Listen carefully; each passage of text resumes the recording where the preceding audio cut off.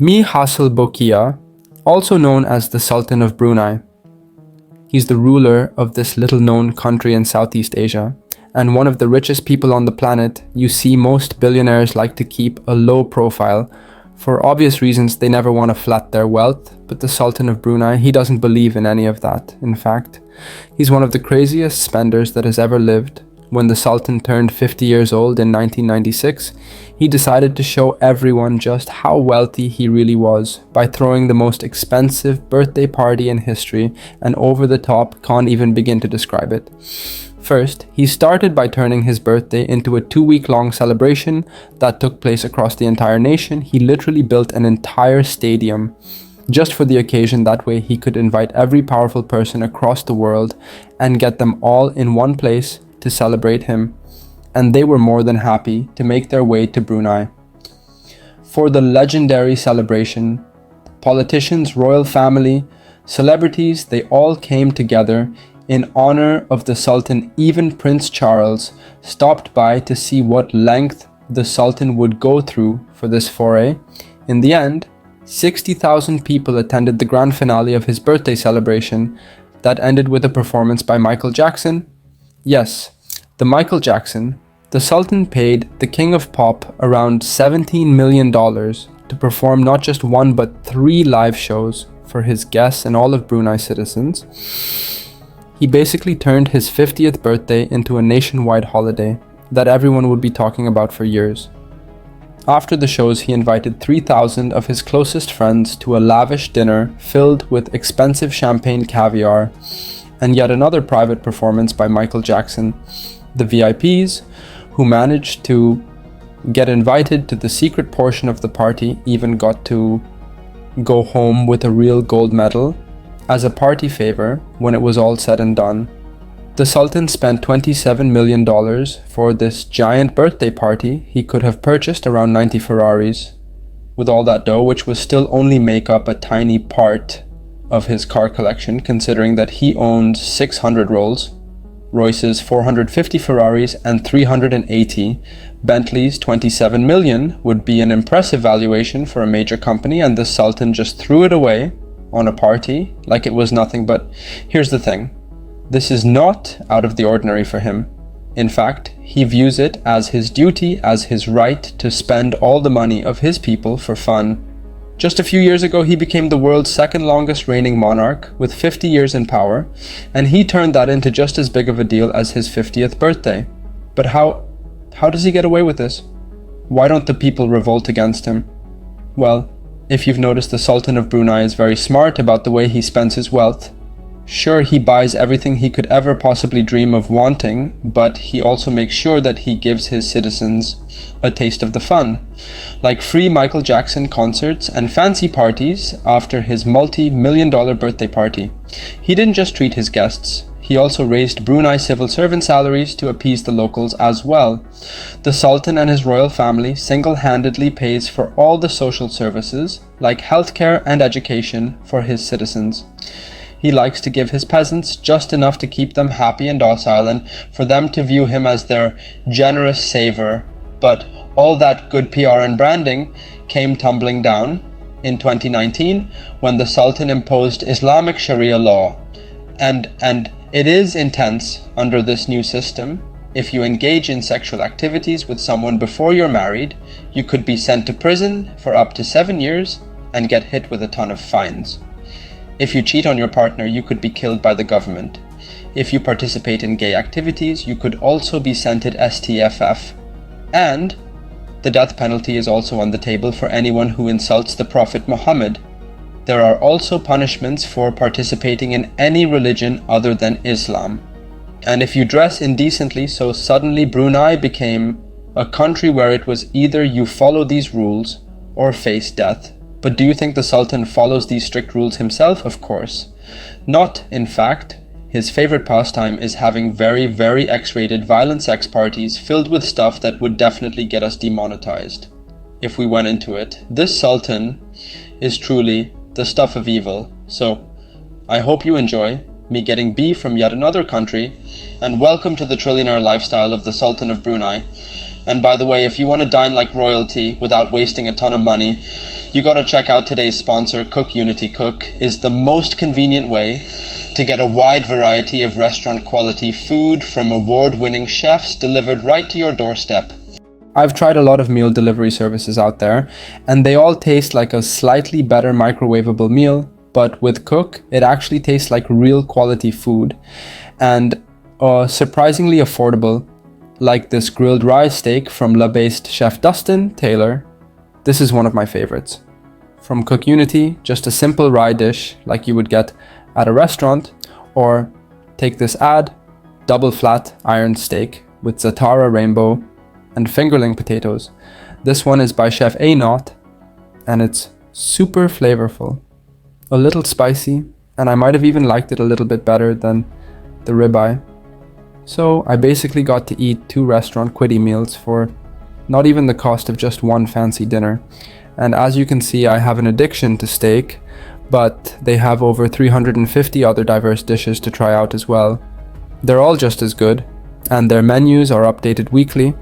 You can select the menus yourself with all their filters, or you can let Cook unpick them out for you based on your preferences. You can pause your subscriptions, skip weeks, or cancel at any time. So if you want to enjoy restaurant quality meals without breaking the bank, go to thecook.com junior50, or click the link below and use my code JOJO50 to get 50% off your first order so that you can try it out for yourself. The IKEA family has been ruling over the tiny territory of Brunei for over 600 years. They've been ruling twice as long as the US has been alive, and it's made the bloodline extremely wealthy. But Brunei is a tiny country. It's located on the northern coast of an island called Borneo in Southeast Asia. It's one of the smallest countries in the world with only 500,000 people living there. That's less than half the population of the city of Austin in Texas. So where did all this money come from? See, while Brunei never had a lot of land or people, it did have an insane amount of one very precious thing: oil. When the earliest generations of the IKEA family took over Brunei, they probably had no idea just how valuable this little plot of land was. And up until his oil and natural gas reserves were discovered in the early 20th century, the nation was actually pretty broke. But finding that pot of gold, Buri, underneath Brunei, changed everything. Practically overnight, oil and gas became 99% of Brunei's exports and boosted the economy to new heights. In the blink of an eye, Brunei went from a struggling, poor country to one of the richest ones on the planet for its size. But guess where every last cent of that oil money was going? That's right, straight into the pockets of the world family. Even though the territory was technically a British protectorate, this world family was still collecting insane amounts of wealth from this newfound discovery. By the time Hosal Bukia, the current sultan, was born in 1946, his family was already well established into the upper echelon of society. But over the course of his reign as sultan, he would manage to snowball the family's money and power. Even more, between the 70s and the 80s, the United Kingdom lost his hold over Brunei. Just as the oil industry was blowing up when shows started pumping for oil in the country. And in 1984, Brunei officially became its own independent nation, which gave the Sultan the freedom to make as much money as he wanted, without the UK watching over his shoulder all the time. This took things to the next level, and he was not shy about flaunting his new extravagant lifestyle. So, you're the Sultan of Brunei, and you have access to unlimited money. No matter how much stuff you buy, you will always have more cash. So, what do? Well, you spend it. Obviously, when you don't work for your money, how can you value it? Like, if it just comes right out the ground, like, how do you really think $10,000 spending? How much was he spending a day? So he lives in a palace with 1,788 rooms, 257 bathrooms, 5 swimming pools, a mosque, a banquet hall that holds 5,000 people, and a 110 car garage. You see, when you have that much cash at your disposal, it becomes a game of if you're able to spend it all. So first you get a house, or rather a $1.4 billion palace, but palace doesn't really begin to. This does crib it. It covers 49 acres worth of space that's double the size of Chicago's Millennium Park. The place with the giant bean sculpture, the palace has 1,788 rooms. Yes, 1,788 rooms, which is almost as many rooms as the largest hotel in all of New York, the New York Marriott Marquis, which is an actual skyscraper. This makes the Sultan's Palace the largest residential palace in the world to this day, and to really show off how loaded you are, you top off the palace with a dome made out of 22-karat gold. 24 car, go means that it's pure gold. So 22 carats means that that dome is 92% gold if he could have made it 100% gold. I'm sure he would have, but it probably wouldn't have been strong enough, and you made sure to equip the property with everything you might ever need. There are 257 bathrooms, a banquet hall that hosts up to 5,000 guests, a mosque, 5 swimming pools, an air-conditioned stable for your 200 polo ponies, not to mention that this is just one of your 150 homes across 12 different countries. But this palace you called home also has a specifically designed feature that nobody would ever have except you. A garage that holds up to 110 cars. Anyone would get their dream car if they're rich enough. But that was not enough for you. You wanted 100 copies of every luxury car on the market. You built up a collection of nearly 9,000 vehicles that are all worth around $5 billion in total. Many of them are super rare too, like your gold-plated Rolls-Royce that you have designed with an open roof for your umbrella, and if you ever want to travel anywhere, well, you have to go in style. So you invested another few pennies into your own private jets, but you can't get a little base model, PJ. Like the other lowly millionaires, no. You have to make sure you got the biggest, fanciest private jet in the world, an entire Boeing 747. In your Boeing 747, you have a sink that's made out of solid gold, which alone cost 120 million. And don't just treat yourself either. You allegedly even gave your daughter her own private plane as a birthday present as well. And that's on top of the 17 airplanes you own in total, but planes, cars, nice houses, that is nothing. Tons of other billionaires have those things. You gotta be more creative than that.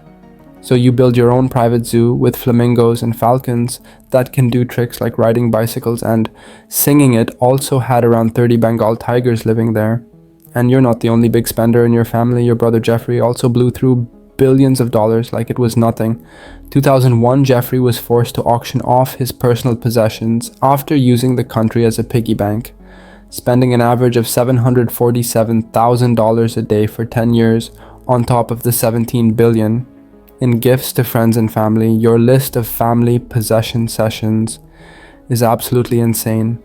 At this point, your family owns a luxury hotel chain, the jeweler that supplies jewelry to the royal family of England, 10 luxury watches that cost $8 million, hundreds of thousands of Versace and Armani suits, a golf course designed by professional golfer Jack Nicklaus, a professional Ella for developing film, and literally just 16,000 tons of marble sitting in a warehouse somewhere, as one of your family's former advisors explained.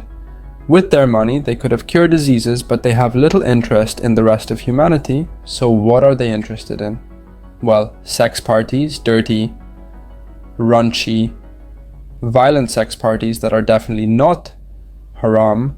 Spending money on fancy stuff is great, but that is only the tip of the iceberg, because the thing they really love spending their riches on is sex. And not just sex with any ordinary girl either. Now, when you have that kind of money, you can buy any girl you want, and I really do mean any girl. Have them come over to your palace, and then you can do whatever you want to them. And so he had his own nightclub, and so what he would do is he would pay actresses.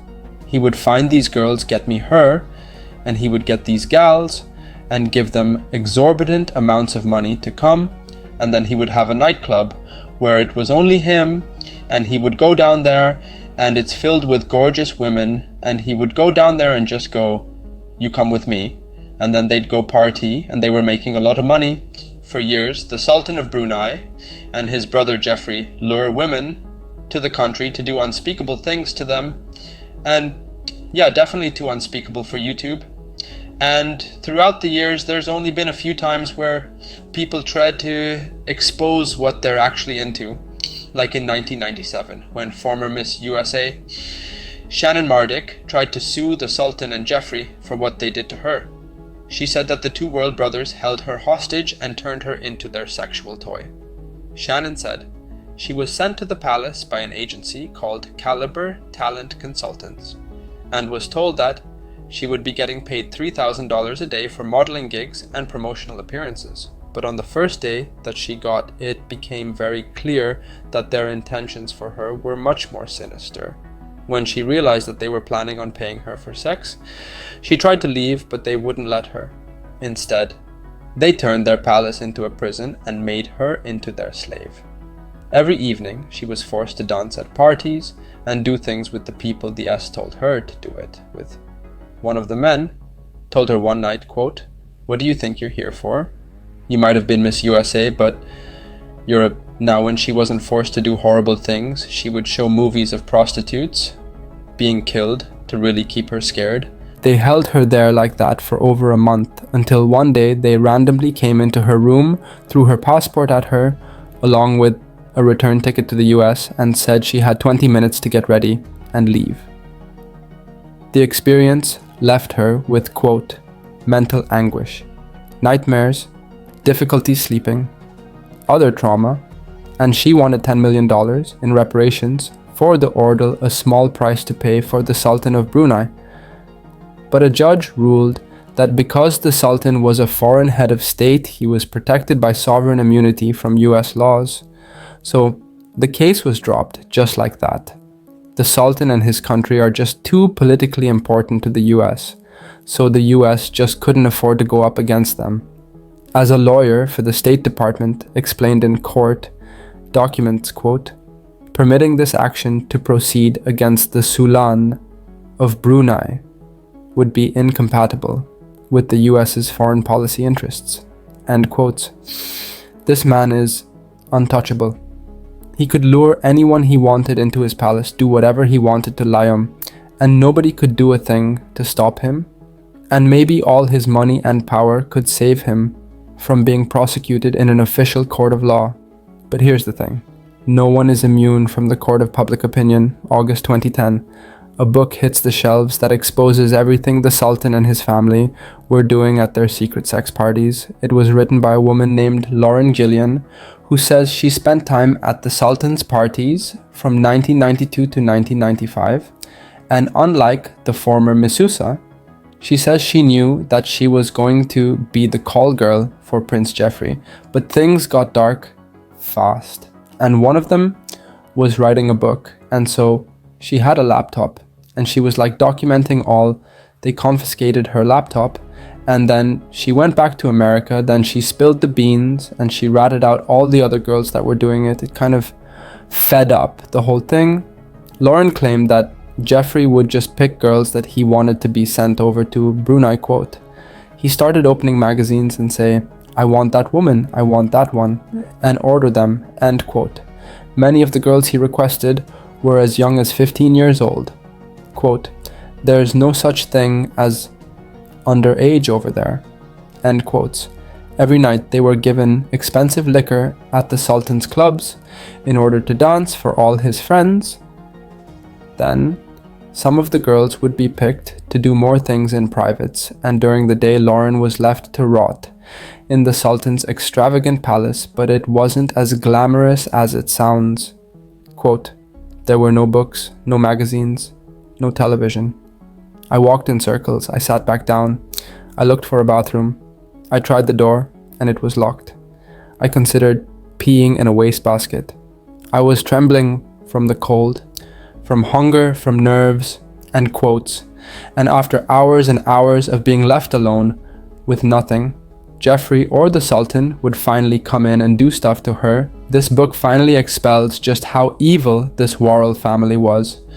And while the Worrell family gets to live out every dark fantasy they have, the rest of the peasants face death. For much, much less, the average person in Brunei, I can easily be sent to prison for years, or even be sentenced to death by stoning, just for having sex. Under the country's Sharia law, he's courted by America's most powerful leaders. This visit gave me a good opportunity to renew the long-standing and warm friendship. That friendship is being strained, as Brunei installs a new Islamic Sharia law that punishes adultery, abortions, and same relationships with flogging and stoning for the Sultan and his family they were afraid to. Source girls from other countries lock them up in their palace and throw massive sex parties without any punishments, and the people there are not being quiet about this hypocrisy. Nobody's going to set foot in that damn hotel until he is out of it. He is the Sultan. And Hollywood protesters, like Jay Leno, want the Sultan's money out of the story. Beverly Hills Hotel. The hotel chain, called the George Chester Collection, is partially owned by a Brunei investment agency. Hurt the investment, hurt the Sultan. Richard Branson tweeted, "No virgin employee will stay at Dorchester hotels until the Sultan abides by basic human rights." It's people being stoned to death. Hello. It's all economic. How big an economic impact will it have? Let's find out and see. It's just a matter of doing the right thing. They're some of the world's most exclusive hotels, 9 of them owned by one of the richest men in the world, the Sultan of Brunei. Effective today, his repressive government is calling for gay sex and adultery to be punishable by death. The move has been condemned by the US State Department and the UN Secretary General, but actor George Clooney is taking aim at the Sultan's $20 billion fortune, calling for a boycott. He writes, "We're putting money directly into the pockets of men who choose to stone and whip to death their own citizens for being gay."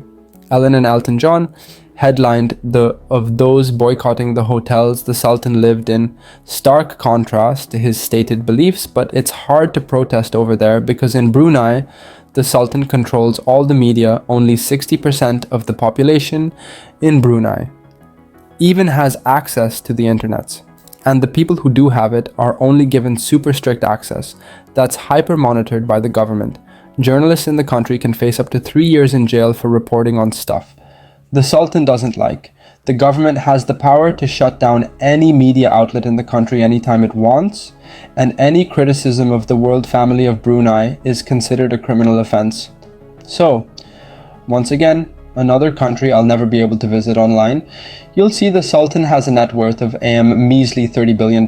But if you watch this channel, by now that online net worth estimates are a farce, because the name of the game when you're a billionaire is to hide as much of your money as possible, even if you're the Sultan. And there are a few reasons for this. Number 1, you can appease the public and say, look, I'm not that rich. Number 2, worst case scenario, if something happens to you and they seize your assets, well, you'll still have billions or potentially hundreds of billions of hiding offshore. And the way you do this is typically through your family members and other people you completely trust. For the Sultan of Brunei, he probably keeps most of his actual wealth through a web of shell companies and trust all around the world that all have his family members listed as owners, or just completely fake people listed as owners. That way, if someone were to try to seize one of his bank accounts, they have to go to this little remote island and talk to a bureaucrat. There, a few months later, they get a reply, but then they say, this company is owned by a trust in Vice, so you go to Vice. A few months later, you get a reply, oh, this trust is owned by a company in Vanuatu, and the chase just goes on. And with them controlling the entire country's economy, 1.3 billion barrels of oil and all the wealth they've accumulated over the years, this royal family has got to be worth at least a few $100 billion, if not maybe $1 trillion, accounting for interest and growth. And yes, there are secret trillionaire families out there, and when you have something like $1 trillion, why would you not then institute strict laws to keep the masses down. Why would you not put a boot over their neck? You don't want them thinking for themselves, do you?